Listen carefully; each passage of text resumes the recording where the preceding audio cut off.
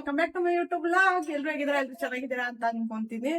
ಇವತ್ತು ಆಗ್ಲೇ 8 ಗಂಟೆಯಿಂದ ಬ್ಲಾಗ್ ಸ್ಟಾರ್ಟ್ ಮಾಡ್ತಾ ಇದ್ದೀನಿ. ಬ್ಲಾಗ್ ಅಲ್ಲಿ ಇವತ್ತೇನು ಜಾಸ್ತಿ ಲಾಂಗ್ ವಿಡಿಯೋ ಹಾಕೋದಿಲ್ಲ, ಶಾರ್ಟ್ ವಿಡಿಯೋ ಹಾಕ್ತೀನಿ. ಸ್ವಲ್ಪ ಹೊರಗಡೆ ನಮ್ಮ ಡ್ರೈವರ್ ಅಣ್ಣ ಎಲ್ಲ ಬಂದಿದ್ರು, ಅವ್ರ ಜೊತೆ ಮಾತಾಡ್ಕೊಂಡು ಕೂತ್ಕೊಂಡಿದ್ವಿ. ನಾನು ನಮ್ಮ ಮನೆಯವರು ಎಲ್ಲನ. ನಮ್ಮ ಪಾಪನ ಹೊರಗಡೆ ಆಟ ಆಡ್ತಿದ್ದು. ಅದಾದ್ಮೇಲೆ ನಮ್ಮ ಮನೆಯವರು ಗಾಡಿಗೆ ಸಿಸ್ಟಮ್ ಹಾಕ್ಸಕ್ಕೆ ಇನ್ನೊಬ್ರು ನಮ್ಮ ಡ್ರೈವರ್ ಅಣ್ಣ ಒಬ್ರು ಹೋಗಿದ್ರು. ಅವ್ರ ಜೊತೆ ಸ್ವಲ್ಪ ಹೊರಗಡೆ ಹೋಗಿ ಬರೋದಕ್ಕೆ ಅಂತ ಹೇಳ್ಬಿಟ್ಟು ಹೋದ್ರು. ಅವರು ಸಿಸ್ಟಮ್ ಹಾಕ್ಸಕ್ ಹೋಗಿದ್ರಲ್ಲ, ಅಲ್ಲಿ ಹೋಗಿದ್ದಾರೆ. ನಾವು ಸ್ವಲ್ಪ ಹೊರಗಡೆ ಇದ್ವಿ. ಎಲ್ಲ ಹೊರಗಡೆ ಸ್ವಲ್ಪ ಏನೋ ಫಂಕ್ಷನ್ ನಡೀತಾ ಇತ್ತು. ವಿಡಿಯೋ ಹಾಕ್ತಿದ್ವಿ, ವಿಡಿಯೋ ನೋಡ್ಕೊಂಡ್ ಬಂದಿ. ಅದಾದ್ಮೇಲೆ ಹೇಳ್ತೀನಿ ಅದೇನ್ ಫಂಕ್ಷನ್ ಏನು ಅಂತನ.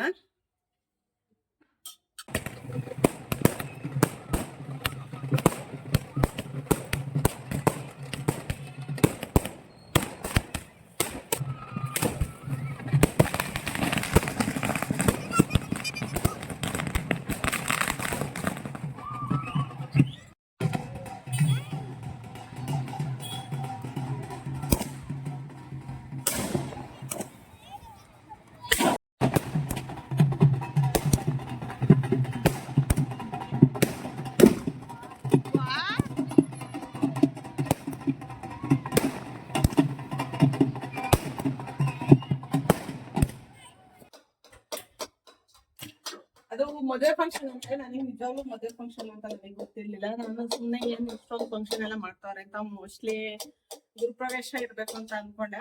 ಎಲ್ಲ ಏನಾದ್ರು ಮನೇಲಿ ದೇವ್ರ ಕೆಲಸ ಎಲ್ಲ ಮಾಡ್ಬೇಕಂದ್ರೆ ನಮ್ ಸೈಡ್ ಅಲ್ಲೆಲ್ಲ ಈ ತರ ಮಾಡೋದಲ್ವಾ, ಅದರಿಂದ ನಾನು ಆ ತರ ಇರ್ಬೋದೇನೋ ಅಂತ ಅನ್ಕೊಂಡೆ. ಬಟ್ ಅದು ಮದ್ವೆ ಫಂಕ್ಷನ್ ಅಂತೆ. ಮದ್ವೆ ಗಂಡು ಎಷ್ಟು ಖುಷಿ ಆಗ್ಬಿಟ್ಟಿದ್ರು ಅಂತ ಅಂದ್ರೆ ಫುಲ್ ಜೋಶಾಗಿ ಡ್ಯಾನ್ಸ್ ಮಾಡ್ತಾ ಇದ್ರು.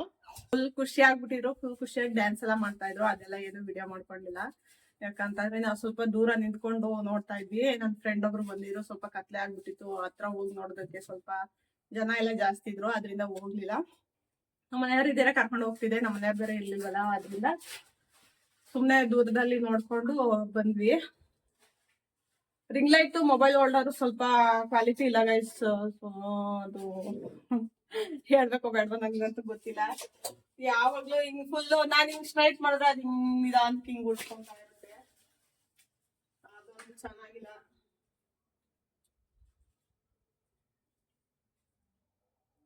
ನಮ್ಮ ಮನೆಯವರು ಹೊರಗಡೆ ಕರ್ಕೊಂಡು ಹೋಗ್ತೀನಿ ಊಟಕ್ಕೆ ಅಂತ ಹೇಳ್ಬಿಟ್ಟು ಮೋಸ ಮಾಡಿದ್ದಾರೆ ಗೈಸ್.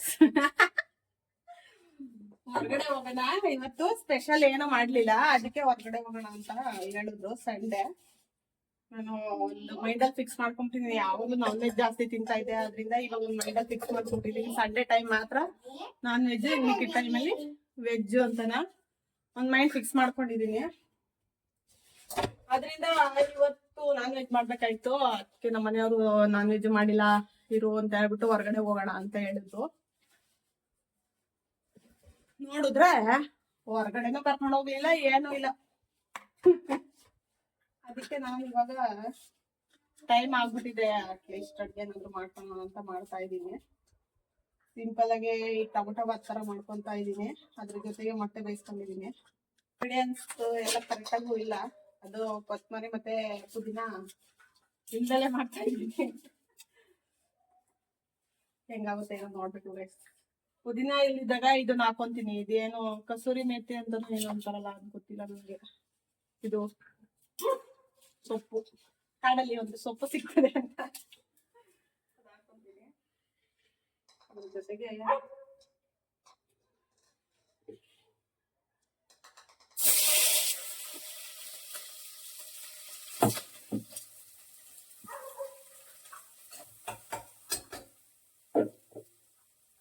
ಫುಲ್ಲು ಅಣ್ಣ ಡ್ಯಾನ್ಸ್ ಮಾಡ್ತಾ ನೋಡ್ಕೊಂಡ್ ಬಂದ್ವಿ. ಚೆನ್ನಾಗಿತ್ತು. ಕುಟಾಣಿ ತಗೊಂಡು ಕೈ ಕುಟ್ಕೊಂಡು ಅಳ್ತಾ ಇರೋದು ಇವಾಗ ಮಗ. ಇವಾಗ ನಾನು ಎತ್ತಿಲ್ ಕುಂಡಿಸಿದ್ರೆ ಸಮಾಧಾನ ಆಗುತ್ತೆ. ಈ ಕಡೆ ಎಲ್ಲ ಆ ಕಡೆ ಕುಂಡಿಸ್ಕೊತೀನಿ. ಬಾ, ದೂರ ಇರ್ಬೇಕು ಮಗ. ಆಯ್ತಾ? ಮೊಟ್ಟೆ ತಿಂತೀಯಾ?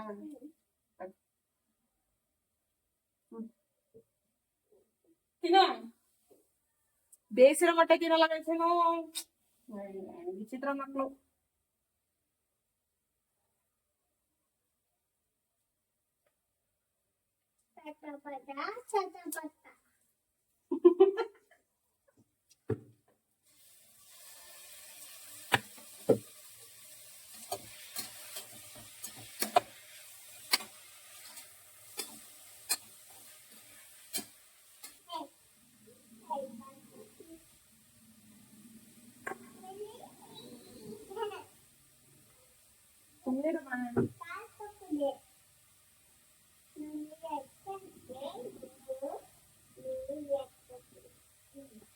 ಇದು ರಿಯಾಲಿಟಿ ಅಂತಂದ್ರೆ ಸ್ಪೂನಲ್ಲಿ ಹಾಕೋದು ಸುಮ್ಮನೆ ಡೂಪ್ಲಿಕೇಟ್ ವಿಡಿಯೋಗೋಸ್ಕರ.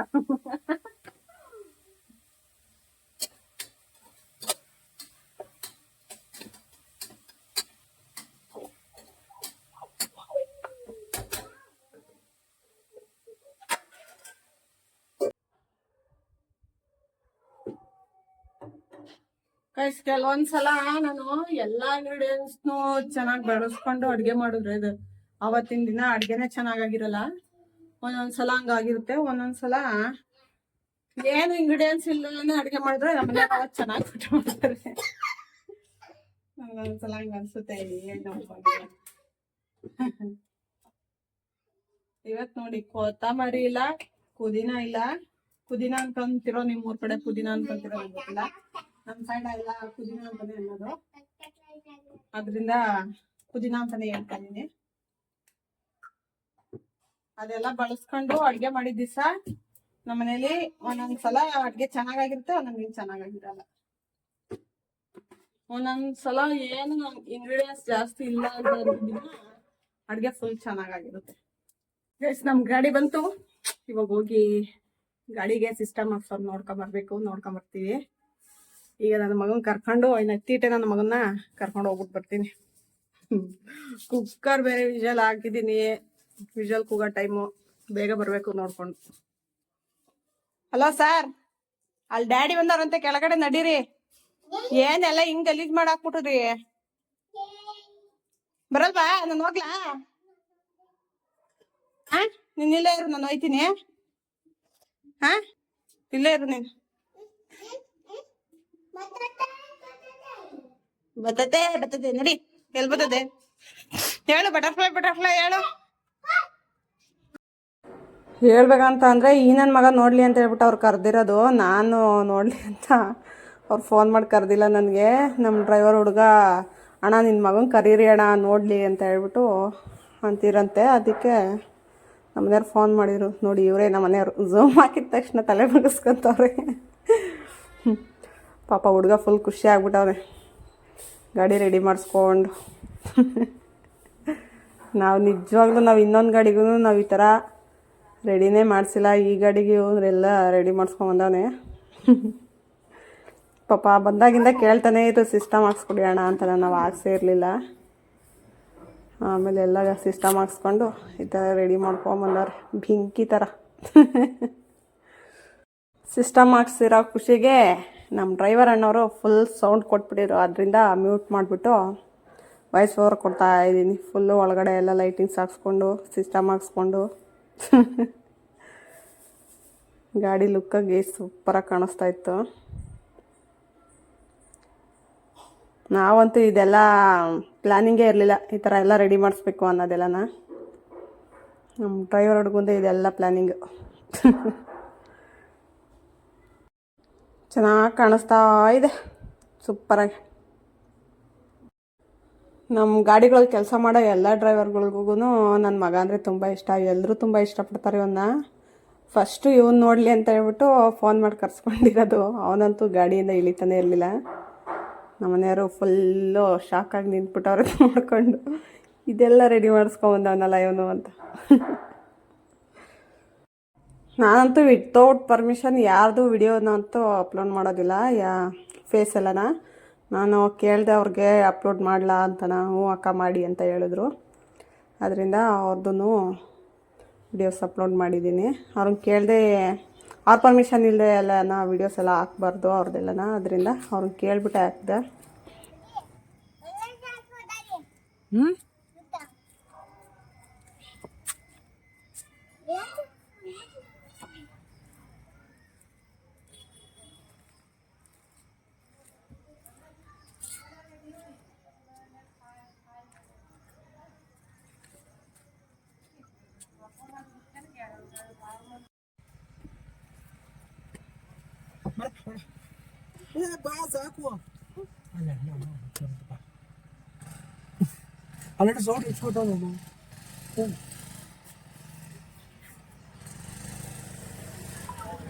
ನಿನ್ನೂ ಅಪ್ಲೋಡ್ ಮಾಡೋಣ ಯೂಟ್ಯೂಬ್ಗೆ.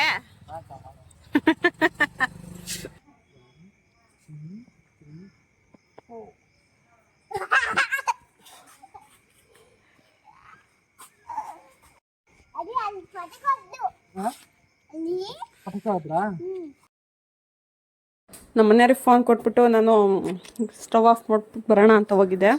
ಅವರೇನೆ ವಿಡಿಯೋ ಮಾಡ್ಕೊಂಡಿದ್ರು ನೀಟಾಗೆ. ಅದಾದಮೇಲೆ ಸ್ಟವ್ ಆಫ್ ಮಾಡ್ಬಿಟ್ಟು ನಾನು ಹೋಗಿ ನೋಡ್ಕೊಂಡು ಬಂದ್ವಿ. ರೈಸ್ ಮಾತ್ರ ನೋಡೋಕೆ ಸೂಪರಾಗಿ ಕಾಣಿಸ್ತಾ ಇದೆ ಅಲ್ವಾ. ಸ್ವಲ್ಪ ಸೆಪ್ಪೆ ಆಗಿಬಿಟ್ಟಿತ್ತು. ಅಷ್ಟೊಂದು ಟೇಸ್ಟು ಬಂದಿರಲಿಲ್ಲ, ಯಾಕಂತಂದರೆ ಇಂಗ್ರೀಡಿಯೆಂಟ್ಸ್ ಎಲ್ಲ ಕಡಿಮೆ ಇತ್ತು. ಗೈಸ್, ನಾನು ಏನು ಅನ್ಕೊಂಡಿದ್ದೆ ಅಂತ ಅಂದರೆ ಬರೀ ಸಿಸ್ಟಮ್ ಮಾತ್ರ ಹಾಸ್ಕೊಂಡಿದ್ದಾರೆ ಅಂತ ಅಂದ್ಕೊಂಡ್ರೆ ಫುಲ್ ಬೆಂಕಿ ಥರ ಮಾಡ್ಕೊಂಬಂದದ್ದು ನಮ್ಮ ಗಾಡಿನ. ನೋಡೇ ಇಲ್ಲ. ಹೊರಗಡೆ ಹೋಗಿ ನೋಡಿದ್ರೆ ನನ್ನ ಎಕ್ಸ್ಪೆಕ್ಟೇಷನ್ನೇ ಬೇರೆ ಇತ್ತು, ರಿಯಾಲಿಟಿನೇ ಬೇರೆ ಇತ್ತು. ಇವೆಲ್ಲ ಬೇಕಿತ್ತು ನಮ್ಮ ಗಾಡಿಗೆ ಅಂತ ಅನ್ನಿಸ್ತು. ಆದ್ರೂ ಬೇಕಿತ್ತು ಗೈಸ್, ಚೆನ್ನಾಗಿ ಕಾಣಿಸ್ತಾ ಇತ್ತು. ಗಾಡಿ ಮೇಲೆ ಓನರ್ಗೆ ಕೇರಿಂಗ್ ಇದ್ರೆ ಡ್ರೈವರ್ಗಳಿಗೆ ಲವ್ ಇರುತ್ತೆ ಅಂತ ಅನ್ನೋದು ಇದಕ್ಕೆ ಅನ್ಸುತ್ತೆ. ನೋಡಿ, ಫುಲ್ ಶಾಕ್ ಆಗೋಯ್ತು ನನ್ಗಂತೂ. ನನ್ನ ಮಗ ಅಂತೂ ಗಾಡಿಯಿಂದ ಇಳಿತಾ ಇರ್ಲಿಲ್ಲ. ಅವನ್ಗಂತೂ ಸಿಕ್ಕಾಪಟ್ಟೆ ಇಷ್ಟ ಆಗ್ಬಿಟ್ಟೈತೆ. ಅಪ್ಪ ಮಗ ಇಬ್ರು ಸೇರ್ಕೊಂಡು ಒಳಗಡೆ ಫೋನಲ್ಲಿ ಮಾತಾಡ್ತವ್ರೆ. ಇವಾಗ ಒಳಗಡೆ ಹೋಗಿ ನೋಡ್ತೀನಿ. ಅಡುಗೆ ಆಗಿದೆ ಗೈಸ್. ಚಟ್ನಿ ಕೂಡ ಮಾಡಿದ್ದೀನಿ. ಇವತ್ತು ಮೊಸರು ಬಜ್ಜಿ ಇಲ್ಲ, ಅದಕ್ಕೆ ಚಟ್ನಿ ಮಾಡಿದ್ದೀನಿ. ಸ್ವಲ್ಪ ಅಲ್ಲಿ ಭಯ ಆಗುತ್ತೆ ಅಂಗಡಿಗೆಲ್ಲ ಹೋಗೋದಕ್ಕೆ. ಕತ್ಲೆ ಅಲ್ಲಿ ಸ್ವಲ್ಪ, ಅದಕ್ಕೆ ಮರಗಳೆಲ್ಲ ಜಾಸ್ತಿ ಅಲ್ವಾ, ನೈಟ್ ಹೊತ್ತು ಹೋಗೋದಕ್ಕೆ ಭಯ ಅಂಗಡಿಗೆ. ಅದಕ್ಕೆ ಚಟ್ನಿ ಮಾಡ್ಕೊಂಡಿದ್ದೀನಿ.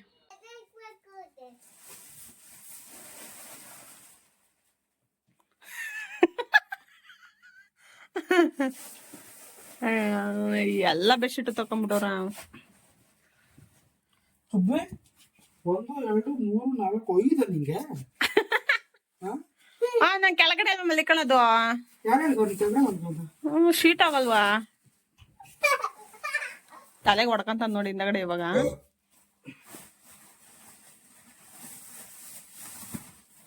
ಎದ್ದಳಕ್ಕಾಯ್ತಿಲ್ಲ.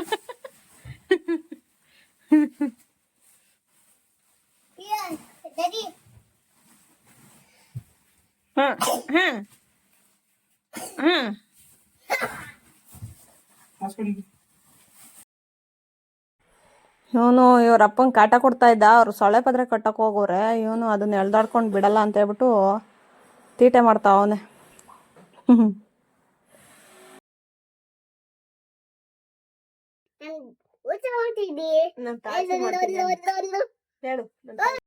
ಇಷ್ಟೇ ಗೈಸ್ ಇವತ್ತಿನ ವ್ಲಾಗ್. ಈ ವ್ಲಾಗ್ನ ಇಲ್ಲಿಗೆ ಎಂಡ್ ಮಾಡ್ತಾ ಇದ್ದೀನಿ. ನಮ್ಮ ಗಾಡಿ ಡೆಕೋರೇಷನ್ ಹೇಗಿದೆ ಅಂತ ಹೇಳ್ಬಿಟ್ಟು ಕಮೆಂಟ್ ಬಾಕ್ಸಲ್ಲಿ ತಿಳಿಸಿ.